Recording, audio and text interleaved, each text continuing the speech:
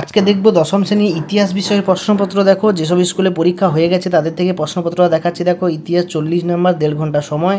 তো তোমাদের প্রথমে একের দাগে 10টা এমসিকিউ থাকবে, যার কোনো অথবা থাকবে না। তোমরা এখান থেকে এমসিকিউগুলো দেখো এবং প্র্যাকটিস করো। যেমন ভারতের প্রথম ভাইসরয় কে ছিলেন মতো লর্ড ক্যানিং।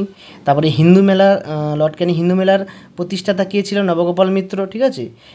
মেসন মেকিং গ্রন্থের রচয়িতাকে সুরেন্দ্রনাথ বন্দ্যোপাধ্যায় তোমরা করবে।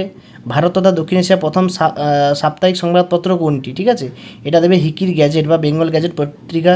শিশু শিক্ষা গ্রন্থটির রচয়িতাকে মদনমোহন তর্কালঙ্কা। এটা মনে রাখবে, অনেকে ঈশ্বরচন্দ্র বিদ্যাসাগর লিখে, এটা ভুল, উত্তরটা হবে মদনমোহন তর্কালঙ্কা। কলকাতা কলেজ কবে প্রতিষ্ঠা করা? এটা 1914 দেবে, প্রথম বিশ্বযুদ্ধের সময়। এরপরে দেখো প্রশ্নগুলো দিয়েছে, এক এক করে আমি যাচ্ছি।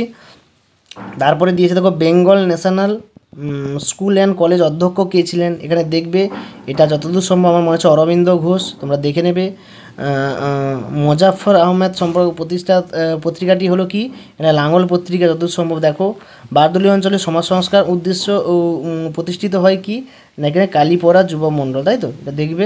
গান্ধীজি যে আন্দোলনের সঙ্গে চৌরিচৌরা ঘটনা যুক্ত আছে? অসহযোগ আন্দোলনের সঙ্গে চৌরিচৌরা ঘটনা যুক্ত। তো এই হচ্ছে প্রশ্নপত্রগুলো, এক এক করে দেখো তোমরা, আমি করে দিচ্ছি। তো যেগুলো পারবে না অ্যান্সারগুলো আমাকে বলবে, ঠিক আছে। এবং যদি আমারও ভুল ভ্রান্তি থাকে তোমরা একটু কারেকশান করে দেবে। তো 2-এর দাগে দেখো 3টে দিয়েছে এখানে এসিকিউ প্রশ্ন এবং বামস্তম্ভ ডানস্তম্ভ দিয়েছে। তারপরে দেখো বিভাগ গতে 2 নম্বরে 4টে দিয়েছে, 5টা থাকবে, 4টে করতে হবে। যার মধ্যে খুব ইম্পর্টেন্ট প্রতি বছর দেয় ইলবার্ট বিল কী, এবং দেশকে স্বনির্ভর করার প্রসঙ্গে বেঙ্গল কেমিক্যালের ভূমিকা, ঠিক আছে। Half tone block printing, Tebhaga আন্দোলন এবং রেড ট্রেড ইউনিয়ন কংগ্রেস, এগুলো সম্পর্কে তোমরা পড়তে হবে। তারপরে দেখো টিকা দিয়েছে 4 নম্বরে 2টো দিয়েছে, ঠিক আছে, 3টে দিয়েছে, তার মধ্যে 2টো করতে হবে।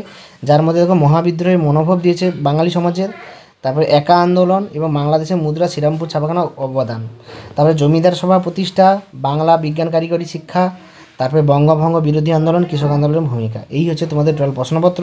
এগুলো ভালো করে প্র্যাকটিস করো, এখান থেকে অনেক প্রশ্ন কমন পেয়ে যাবে।